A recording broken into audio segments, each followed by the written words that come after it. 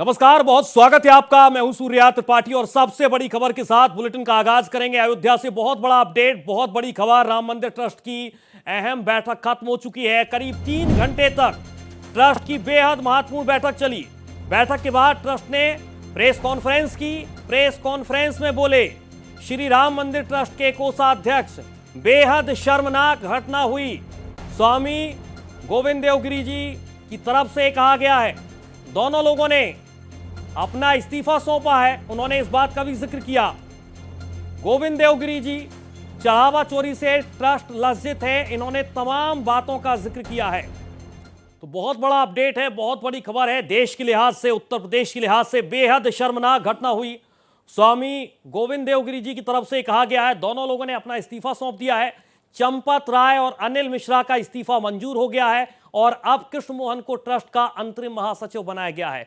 राम भक्तों को भारी कष्ट हुआ है, सभी अपराधियों को सजा दिलाएंगे, ट्रस्ट की सारी कमियों को दूर करेंगे।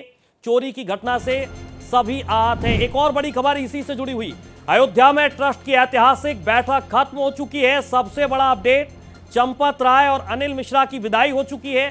दोनों के इस्तीफे मंजूर कर लिए गए। कृष्ण मोहन राम मंदिर का कामकाज संभालेंगे। अयोध्या में ट्रस्ट की ऐतिहासिक बैठक फिलहाल खत्म हो चुकी है। चंपत राय और अनिल मिश्रा की ट्रस्ट से विदाई हो गई है। तमाम सवाल उठ रहे थे और इन्हीं सवालों का जवाब आज ये इस्तीफा है। अयोध्या में ट्रस्ट की ऐतिहासिक बैठक खत्म हो चुकी है। चंपत राय और अनिल मिश्रा को विदा कर दिया गया है। अब कृष्ण मोहन संभालेंगे राम मंदिर का कामकाज। अयोध्या में जो बैठक चल रही थी, जिस पर चर्चा हो रही थी चढ़ावा चोरी मामले पर, अयोध्या में ट्रस्ट की ऐतिहासिक बैठक खत्म हो चुकी है और इन सब के बीच इस पूरे मामले पर खुलकर बातचीत की है मीडिया से गोविंद देवगिरी जी महाराज ने। और उनकी तरफ से कहा गया है कि राम भक्तों को भ्रमित किया गया, दोषियों को सजा होगी। तमाम बातों का जिक्र आज उनकी तरफ से पूरी तस्वीर साफ करने की कोशिश की गई है। लेकिन सबसे बड़ी खबर यही है, अयोध्या में ट्रस्ट की ऐतिहासिक बैठक फिलहाल खत्म हो चुकी है। चंपत राय और अनिल मिश्रा की विदाई हो चुकी है। कृष्ण मोहन संभालेंगे राम मंदिर का कामकाज। और इन सब के बीच जितने भी सवाल उठ रहे थे, उन सवालों पर फिलहाल विराम लग चुका है। जो सवाल थे चंपत राय को लेकर, जो सवाल थे अनिल मिश्रा को लेकर, जो सवाल थे ट्रस्ट की नैतिक जिम्मेदारी को लेकर, और उसी नैतिक जिम्मेदारी को आज चंपत राय और अनिल मिश्रा की इस्तीफे से पूरा कर दिया गया है शायद। जैसे ही हमको मालूम पड़ा, हमने सरकार से एसआईटी बिठवा दी और एसआईटी की प्रिलिमिनरी रिपोर्ट आते ही एफआईआर भी की है। जांच तेजी से और अच्छे से पूरी करके अपराधियों को दंड मिलना चाहिए अधिकतम, पर तब तक कीचड़ का उछालना तो बंद करो।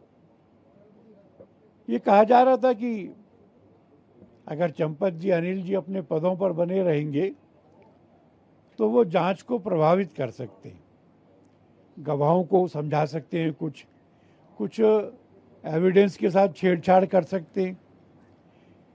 तो ऐसा ना हो दिखे, ऐसा ना दिखे, इसलिए जो चंपत जी ने और अनिल जी ने इस्तीफा दिया, उनकी भावना का आदर करते हुए वो त्यागपत्र स्वीकार कर लिए गए और अंतरिम व्यवस्था ये कृष्ण मोहन जी जो ट्रस्टी हैं उनको सौंपी गई है।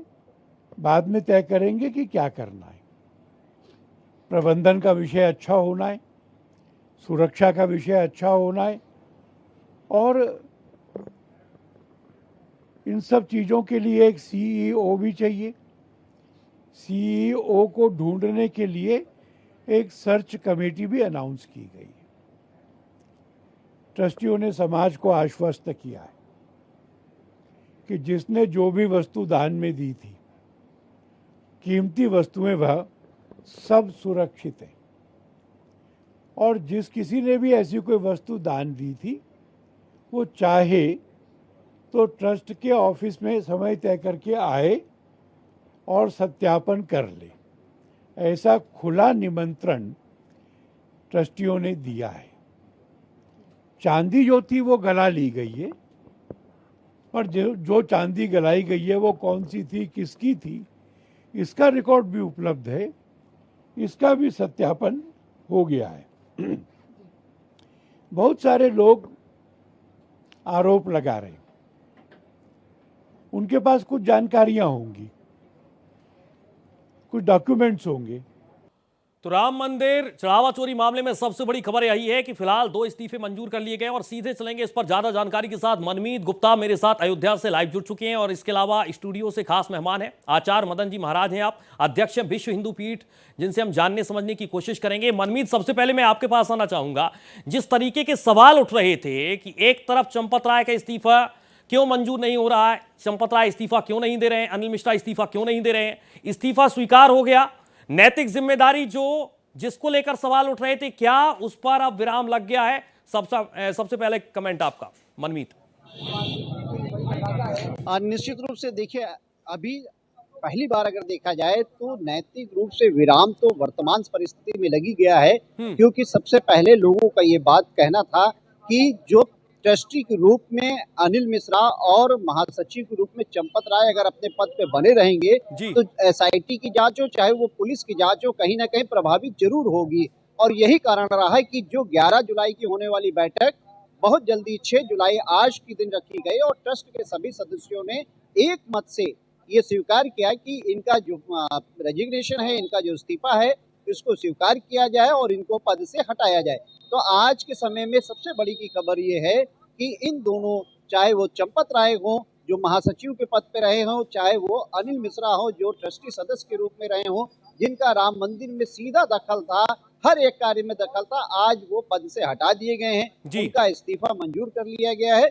और अब ये माना जा रहा है कि जो एसआईटी की जांच हो चाहे वो पुलिस की जांच हो, उसमें कहीं ना कहीं पारदर्शिता भी होगी और ये जांच अब तेजी के साथ आगे बढ़ेगी। ठीक है, मैं लौटूंगा आपके पास। मेरे साथ इस वक्त मौजूद हैं आचार्य मदन जी महाराज, जो पूरे मामले को बहुत बेहतर तरीके से देख रहे हैं, शुरुआत से अध्यक्ष हैं आप विश्व हिंदू पीठ के। मदन जी महाराज, सबसे पहले तो मैं आपसे जानने समझने की कोशिश करूंगा कि 8 गिरफ्तार और 2 का इस्तीफा, क्या सिर्फ और सिर्फ कहानी यहीं तक है? मदन जी महाराज, अभी एक प्रक्रिया चल रही है। इस बैठक के निर्णय को हम बहुत अच्छा कदम मान सकते हैं कि दोनों व्यक्तियों का आपने त्यागपत्र स्वीकार कर लिया। ये पारदर्शिता की ओर बढ़ने का पहला कदम है।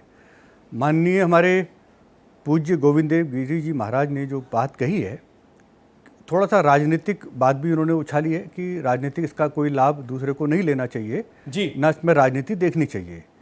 ट्रस्ट के आंतरिक मामले बहुत पारदर्शिता से निपटाने चाहिए, इसमें कोई दो राय नहीं है। अभी जो वर्तमान में जिन कृष्ण मोहन जी को कार्यवाहक महासचिव का पद दिया है, बिल्कुल देखिए ये भी एक थोड़ा सा मैं कहता हूँ कि ये थोड़ा सा ट्रस्ट ने क्या सोच के किया है ये वो जाने, परंतु एक सवाल ये है कि वो एक रिटायर्ड अधिकारी रहे हैं, इंडियन फॉरेस्ट सर्विस में रहे, आईएएस रहे हैं जो भी, तो वो पिछले साल ही ध्वजारोहण से पहले उनकी नियुक्ति हुई है। एक किसी ट्रस्टी की मृत्यु हो गई थी कामेश्वर जी की, उसके बाद उनको लिया गया था।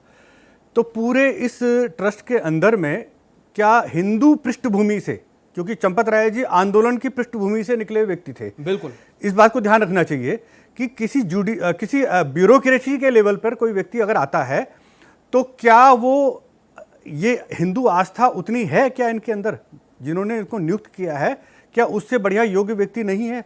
और फिर कार्यवाहक जो महासचिव बनाया है, ठीक है, ये एक आप बेहद महत्वपूर्ण बातें साझा कर रहे हैं जिन पर हम चर्चा करेंगे, लेकिन सबसे बड़ा सवाल है कि और कितने लोग, जो लगातार सवाल जिन पर उठ रहे थे वो कितने लोग हैं, आने वाले वक्त में क्या और बड़े नामों पर गाज गिर सकती है, और इसको बेहतर तरीके से जानने समझने की कोशिश करेंगे। मनमीत, आप बने रहिए।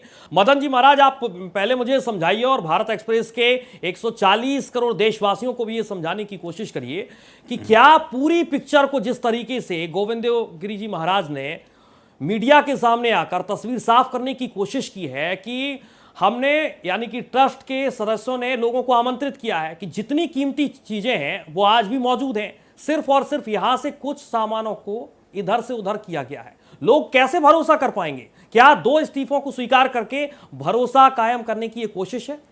मदन जी, देखिए, जो प्रक्रिया होती है दान के सामान की जो धातु मिलती है, वो प्रक्रिया का पालन पूरी तरह से किया जा रहा है। वो एक प्रक्रिया है, उसमें किसी का कोई दखल नहीं, उसमें एक अपनी एक व्यवस्था होती है, वो ठीक है वहाँ तक।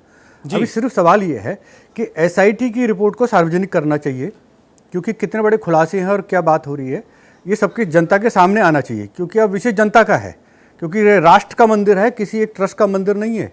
ट्रस्ट व्यवस्था के लिए जरूर ट्रस्ट है, परंतु भारत में एक बहुत बड़ा आंदोलन हुआ और सत्ता परिवर्तन हुआ। उस आंदोलन में सभी अखाड़ों के संतों ने बराबर सहयोग किया, बिल्कुल तमाम। तो सभी अखाड़ों के प्रतिनिधि, एक एक प्रतिनिधि इसमें होने चाहिए।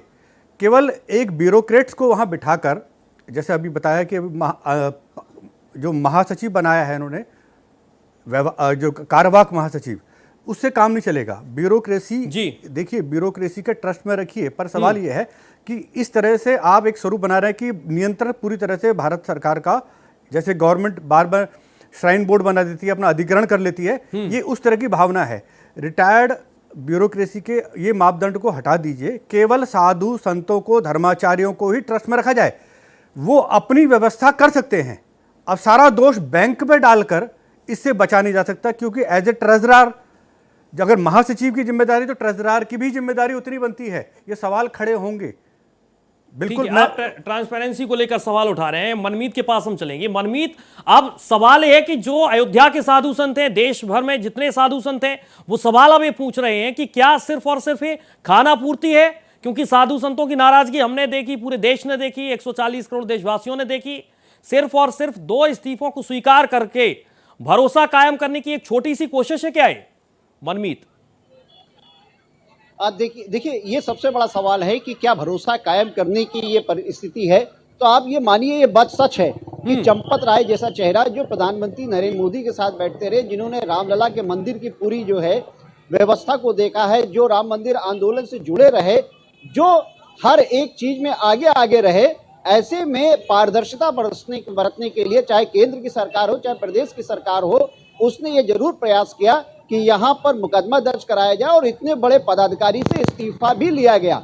ये भी अपने में एक बड़ी बात है, ये पारदर्शिता ही माने जाएगी और ये प्रारंभिक स्टेज है। वहीं दूसरी ओर जो आरोपित रहे, अगर आप देखिए, चाहे वो अनिल मिश्रा, जिनको ऊपर ये आरोप लगता रहा कि वो 40% कमीशन खाते थे, उनसे भी इस्तीफा लिया गया। अब तो जांच तो चल ही रही है। देखिए एसआईटी अपनी तरफ से जांच कर ही रही है, वही जो है पुलिस अपनी तरफ से जांच कर रही है। लेकिन इन दोनों लोगों का इस्तीफा अपने में एक बड़ी बात है, एक बड़ा संदेश है कि चाहे जितना भी बड़ा चेहरा हो, वो चेहरा जरूर सामने आएगा और अगर उसकी गलती होगी तो वो दोषी होगा, तो उसके खिलाफ कार्रवाई होगी। हालांकि अभी एसआईटी की जांच। मदन जी, मैं आपसे आखिरी सवाल लेने की यहां पर कोशिश करूंगा कि जो 2 सवाल है, एक तो एसआईटी को लेकर है कि एसआईटी की जो प्रारंभिक रिपोर्ट आई थी, अपर मुख्य सचिव के सामने आपने 2 पत्र रख दिए और ये कहा कि अभी पूरी जांच जब तक नहीं हो पाएगी तब तक पूरी तस्वीर हम साफ नहीं कर पाएंगे।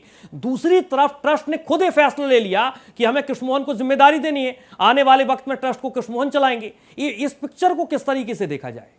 देखिए, ये बात तो अभी बयान आया कि सभी पूर्ण बहुमत से दोनों का त्यागपत्र लिया गया, तो इनको महासचिव, कार्यवाहक महासचिव बनाने के लिए कितने सदस्यों की इसमें वोट पड़े, क्या कोई और नाम का भी प्रस्ताव आया था, ये खुलासा भी होना चाहिए। इसमें कितनी पारदर्शिता, कितनी डेमोक्रेसी है, ये भी ट्रस्ट की कार्रवाई को सार्वजनिक करना चाहिए। दूसरी बात, एसआईटी की रिपोर्ट को सार्वजनिक करना चाहिए। और दूसरी सबसे इंपॉर्टेंट जो है, तीसरी बात है कि त्याग पत्र लेकर क्या किसी को क्लीन चिट दे दिया गया? क्या वो अपराध की श्रेणी में नहीं आया, या केवल नैतिक आधार पर ही इस्तीफा त्याग पत्र लेकर उसकी छुट्टी कर दी? जैसे 8 लोगों को जेल भेजा गया है, अगर जिस आधार पर इनसे इस्तीफा त्यागपत्र मंजूर किया गया है, ठीक है, आप वो कारण भी स्पष्ट होने चाहिए। बातों क्या का वो जिक्र अपराध कर की रहे हैं, श्रेणी में आते लेकिन हैं? मेरे पास समय की कमी है और इसलिए मैं माफी के साथ आपको रोकना चाहूंगा। मदन जी, बहुत शुक्रिया, आपने तमाम फैक्ट वाइज हमसे चर्चा की, बातचीत की और जानने समझाने की यहाँ पर दर्शकों को खासतौर पर कोशिश की कि किस तरीके से यहाँ पर पिक्चर अभी भी उलझी हुई है। मनमीत, आपका भी बहुत शुक्रिया, लेकिन सबसे बड़ा सवाल अभी भी ये है कि जिस तरीके से एक तरफ एसआईटी पूरे मामले को यहां पर देख रही है, तो दूसरी तरफ क्या 2 इस्तीफों को स्वीकार करके भरोसा कायम करने की कोशिश है, यह सिर्फ और सिर्फ प्रारंभिक तौर पर फॉर्मेलिटी है? और यही सवाल, इसी के साथ फिलहाल इस बुलेटिन में इतना ही। देश और दुनिया की तमाम खबरों के साथ देखते रहिए भारत एक्सप्रेस।